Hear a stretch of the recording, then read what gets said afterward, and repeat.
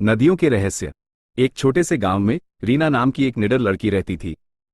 वो जंगल की पगडंडियों पर चलने और नदी के किनारे छिपे हुए खजाने खोजने का सपना देखती थी। एक दिन बारिश के बाद नदी का जलस्तर अचानक बढ़ गया। गांव के बुजुर्गों ने कहा कि यह एक संकेत है, पहाड़ों में एक गुप्त झरना है जो अब तक छिपा हुआ था। रीना इस कहानी से रोमांचित हो गई। उसने फैसला किया कि वह जंगल में झरने को खोजेगी।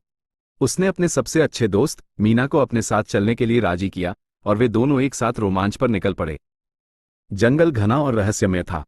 पेड़ों की जड़ें जमीन पर जटिल पैटर्न बनाती थी और सूरज की रोशनी मुश्किल से ही जंगल के तल तक पहुंच पाती थी। रीना और मीना ने सावधानी से रास्ता बनाया, जंगली जानवरों से बचने के लिए हर आहट पर ध्यान दिया।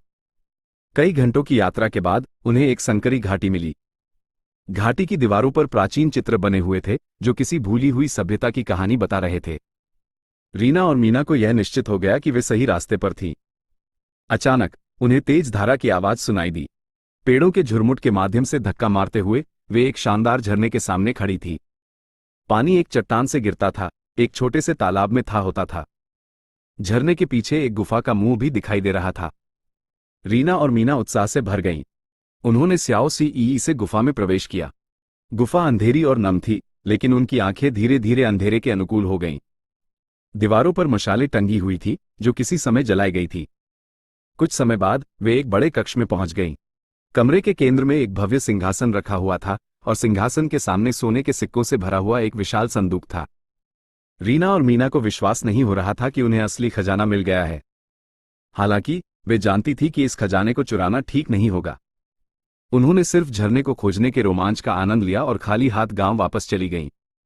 गांव लौटने पर उन्होंने अपने रोमांच की कहानी सभी को सुनाई। रीना और मीना गांव की हीरो बन गईं, जिन्होंने गुप्त झरने का रहस्य उजागर किया। उन्होंने ये भी वादा किया कि वे झरने की रक्षा करेंगी और इसे गांव के लोगों के साथ साझा करेंगी। अब आप मुझे बताइए कि आपको ये कहानी कैसी लगी। धन्यवाद।